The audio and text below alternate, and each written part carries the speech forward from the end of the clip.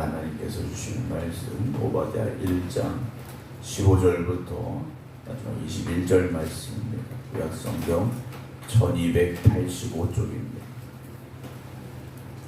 1285쪽 오바댜 1장 15절부터 마지막 21절 말씀입니다. 여호와께서 만국을 벌할 날이 가까웠나니 네가 행한 대로 너도 받을 것인즉 네가 행한 것이 네 머리로 돌아갈 것이라. 너희가 내 성산에서 마신 것 같이 만국인이 항상 마시리니 곧 마시고 삼켜서 본래 없던 것 같이 되리라. 오직 시온산에서 피할 자가 있으리니 그 산이 거룩할 것이요 야곱 족속은 자기 기업을 누릴 것이며 야곱 족속은 불이 될 것이며 요셉 족속은 불꽃이 될 것이요 에서 족속은 지푸라기가 될 것이라. 그들이 그들 위에 붙어서 그들을 불살할 것인즉 에서 족속에 남은 자가 없으리니 여호와께서 말씀하셨음이라. 그들이 네겝과 에서의 산과 평지와 블레셋을 얻을 것이요 또 그들이 에브라임의 들과 사마리아의 들을 얻을 것이며 베냐민은 길르앗을 얻을 것이며 사로잡혔던 이스라엘의 많은 자손은 가나안 사람에게 속한 이 땅을 사르밧까지 얻을 것이며 예루살렘에서 사로잡혔던 자들 곧 스바랏에 있는 자들은 네겝의 성읍들을 얻을 것이니라. 구원받은 자들이 시온산에 올라와서 에서의 산을 심판하리니 나라가 여호와께 속하리라. 아멘. 하나님이 이스라엘 백성들을 사랑하신다. 그렇죠. 맞는 말씀입니다.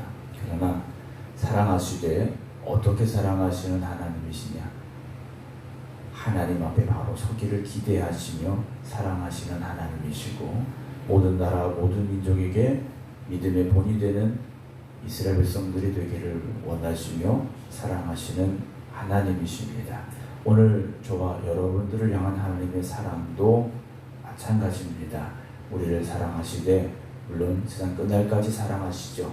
그러나 우리를 향한 하나님의 뜻하심과 계획하심 그리고 우리를 향한 하나님의 기대가 있다는 걸 잊지 않으시기를 주님의 이름으로 축원합니다.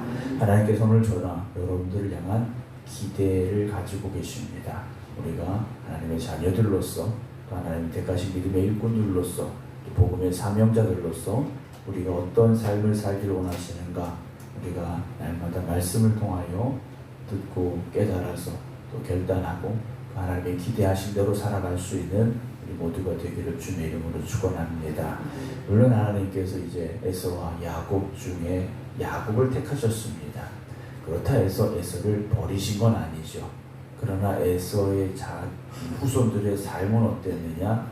오히려 형제된 이스라엘 백성들을 괴롭히는 그리고 자기들의 욕심과 자기들의 교만에 빠져 사는 삶을 살아가고 있었고 이스라엘 백성들을 침략하며 그들의 멸망을 돕는 역할을 하게 됐다라는 것이죠. 그런 야곱의 후손된 에돔 족속을 향하여 오바댜 선지자를 통하여 하나님께서 이제 말씀하고 계시는데 그 말씀은 경고를 넘어서 심판에 관한 말씀입니다. 하나님께서 우리에게 주의해라 경고하실 때가 있습니다. 그때 우리가 빨리 듣고 돌이켜야 됩니다. 하나님의 말씀 속에서 그런 경고의 말씀이 들려질 때 우리는요 겸손함으로 그 말씀을 듣고 돌이켜야 되는데 오늘 이 상황은 어떤 상황입니까? 이제는 심판입니다. 하나님의 심판이 임박했다라는 거죠. 오늘 저나 여러분들이 하나님이 경고하실 때 듣고 깨달아야 됩니다. 심판이 다가왔을 때는 돌이킬 시간도 없다라는 사실이죠.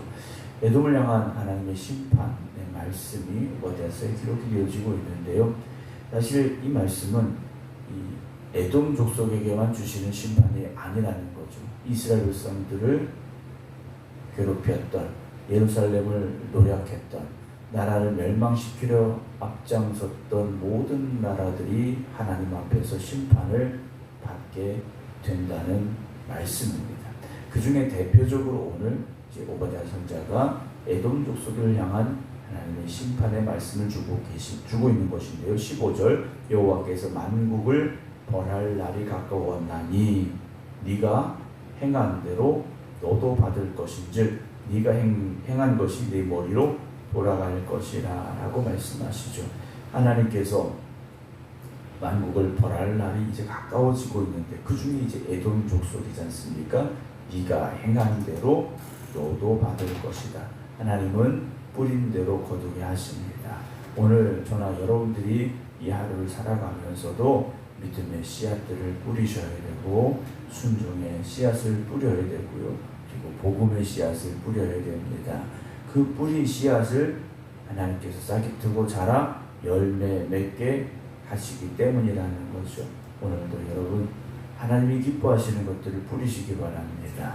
그래 하나님 기뻐하시는 마음으로 더 크고 풍성한 것을 우리에게 허락하시기 때문이라는 것, 너무나도 귀한 진리이고 또 누구는 알고 있지만 우리가 정말 그렇게 살고 있는가? 오늘도 우리 자신을 뒤돌아보면서 하나님 기뻐하시는 것들을 행하고 또 그렇게 살아가는 여러분 되시기 바랍니다. 16절에 너희가 내 성산에서 마신 것 같이 만국인이 항상 마시리니 곧 마시고 삼켜서 본래 없던 것 같이 될 것이다 라고 말씀하십니다. 여기 보면 마신 것 같이 항상 마시리니 곧 마시고 라고 되어 있습니다. 3번씩이나 마셨다라는 단어를 쓰고 계시는데요. 에돔을 포함한 예루살렘을 노략했던 이방 민족들이 예루살렘 성을 무너뜨리고 성전을 파괴하고 그 자리에서 그들이 술을 마시고 스스로 만족했고 이런 악한 것들이 있었다라는 거죠. 하지만 하나님께서 어떻게 하십니까? 그대로 갚아 주시겠다라는 겁니다. 그들이 마시고 삼켜서 없어지리라 말씀하고 계시다라는 거죠. 여러분 하나님의 백성을 해하고 비웃었던 그들이 결국은 사라지기까지 하나님께서 심판하시겠다라는 겁니다. 때로는 믿음으로 살아가는 우리를 조롱하는 이들을 만날 수 있습니다. 교회를 비방하는 이들을 만날 수 있습니다. 그러나 하나님의 몸된 교회는 하나님의 자녀된 여러분들은 하나님께서 회복시켜 주실 것이고 하나님께서 더욱 굳건하게 하실 것이고 하나님의 영광을 나타내는 교회와 성도가 되게 하심을 기억하시기 바랍니다. 17절에 오직 시온산에서 피할 자가 있으리니 그 산이 거룩할 것이요 야곱 족속은 자기 기업을 누리게 될 것이다 라고 말씀하십니다. 다시 회복시키십니다. 남은 자들이 돌아오게 될 것입니다. 오늘 저나 여러분들은 믿음의 후손들로 살아가고 있습니다. 그 믿음을 지켜가야 됩니다. 끝까지 믿음의 남은 자들이 되어지셔야 됩니다. 야곱 족속은 불이 될 것이요 요셉 족속은 불꽃이 될 것이요. 그래서 어떻게 됩니까? 야곱 족속이 불이 되고 야곱의 후손이었던 요셉 족속은 불꽃이 되는데 에서 족속은 지푸라기가 된다 그랬습니다. 그럼 불과 불꽃이 지푸라기를 만나게 되면 어떤 일이 벌어지겠습니까? 그들이 그들 위에 붙어서 그들을 불사를 것인즉 에서 족속의 남은 자가 없겠다라고 말씀하십니다. 하나님께서 이스라엘 백성들은 남은 자를 남겨두셨습니다. 믿음의 유산을 이어갈 다시 회복시킬 남은 자들을 남겨주셨지만 에돔 족속은요 남은 자들이 없게 하시겠다라는 겁니다. 에서의 후손은 남은 자들이 없게 하시겠다라는 겁니다. 어제도 말씀드렸습니다만 에서의 후손이 살던 지역은요 갑작스러운 멸망과 역사적으로 볼 때 갑작스러운 멸망이 있었고 사람들이 다 사라졌고 그곳이 어디인지조차 사람들의 기억 속에서 사라져버린 땅이 됐다라는 거죠. 오늘 저나 여러분들이 그렇게 잊혀지고 사라지는 사람들이 되어서는 안 됩니다. 끝까지 하나님께서 보호하시고 지켜주시고 믿음의 남은 자들이 되시기 바랍니다. 그럴 때 우리가 다시 회복의 역사를 이루어 갈 수 있기 때문이라는 것을 오늘도 기억하시기 바랍니다. 19절에 그들이 네겝과 에서의 산과 평지와 블레셋을 얻을 것이요 또 그들이 에브라임의 들과 사마리아의 들을 얻을 것이며 베냐민은 길앗을 얻을 것이며 계속해서 하나님께서 이스라엘 백성들의 회복에 대한 말씀을 주고 계시죠. 빼앗겼지만 되찾을 것입니다. 잃었지만 얻을 것입니다.